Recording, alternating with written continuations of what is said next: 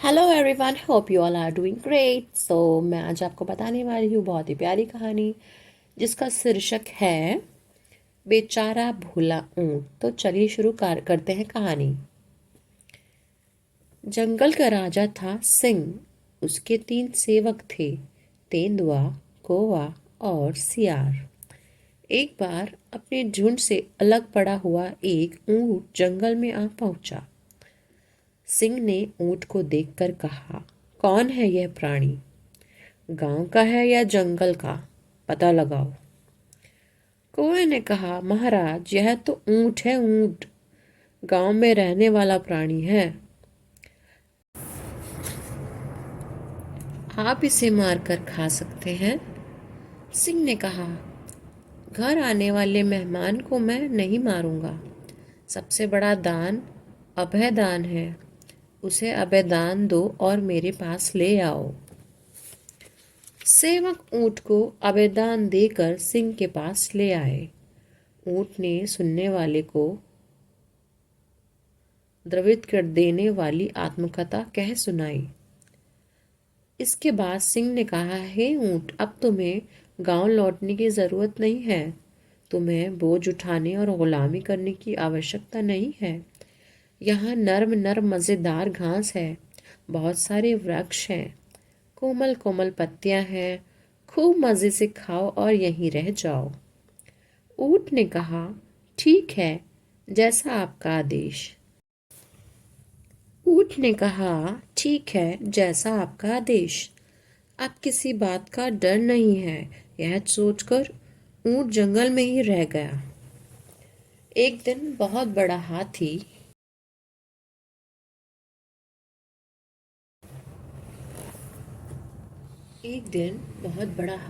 जंगल में आ पहुंचा। सिंह और हाथी तो एक दूसरे के जन्म जन्म के शत्रु, इसलिए दोनों ने भयानक युद्ध हुआ। एक दिन बहुत बड़ा हाथी जंगल में आ गया और शेर और हाथी में बहुत भयंकर युद्ध हुआ। युद्ध में सिंह बहुत घायल हो गया। उसका चलना फिरना दुबर हो गया। सिंह ने सेवक से कहा, किसी जानवर को यहाँ ले आओ ताकि मैं उसका वध करूं और हम लोग भोजन करें। सभी सेवकों ने पूरा जंगल छान मारा, पर एक भी ऐसा मूढ़ प्राणी नहीं मिला जो सिंह के पास स्वयं मरने के लिए आता। सभी निराश होकर लौट आए। सियार सिंह के पास गया और बोला, महाराज, हमने पूरा जंगल छान मारा पर कोई जानवर नहीं मिला। आपका आदेश हो तो ऊंट का वध करके हम सब भरपेट भोजन करें। यह सुनकर सिंह को बहुत गुस्सा आया। उसने कहा, धिक्कार है तुझे, पापी। पर फिर कभी ऐसी बात से प्रेरित होकर यही वध करूंगा। स्वयं ही अपना जीवन आपको अर्पित कर अभयदान दिया है, उसका वध कैसे नहीं लगेगा? भूखा सिंह धीरे से बोला, यदि ऐसा है तो तुम्हें जो देकर वध करने पर तो जरूर पाप लगेगा, पर महाराज स्वामी भक्ति। सियार तुरंत अन्य सेवकों के पास गया और सबके कान में उसने कुछ कहा। बाद में वह ऊंट के पास गया और बोला, हमारे राजा सिंह घायल हो गए हैं, चल भी नहीं सकते, फिर शिकार करने की तो बात ही कहाँ। बेचारे भूख से मर रहे हैं। हम लोग उनकी हालचाल पूछने जा रहे हैं, तुम भी साथ चलो।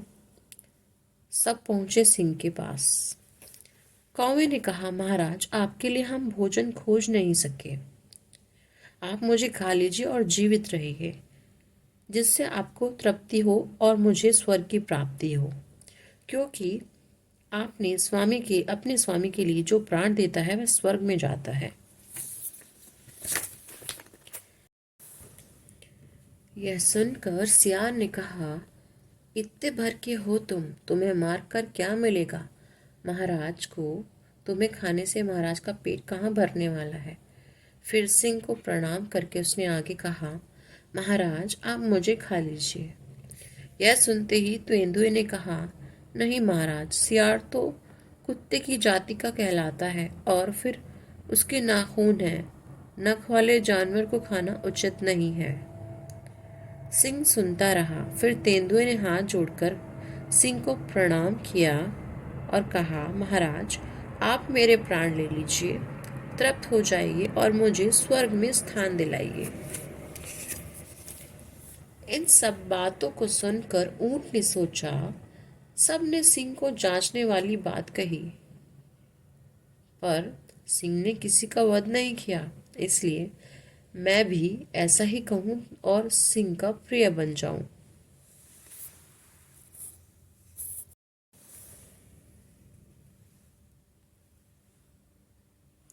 ऊंट ने तेंदुए से कहा, तेंदुए भाई, तुमने उचित कहा है, पर तुम्हें भी तो नख है, तो फिर महाराज तुमको कैसे खाएंगे? ऊंट आगे आया। उसने सिंह को प्रणाम किया और बोला, महाराज, आप मेरे प्राण ले लीजिए और अपनी भूख शांत कीजिए, ताकि मुझे स्वर्ग में जाने का मौका मिले। ऊंट यह कह ही रहा था कि तेंदुआ और सियार दोनों ऊंट पर टूट पड़े। ऊंट धराशायी हो गया और तड़प तड़प कर मर गया। बेचारा भोला ऊंट।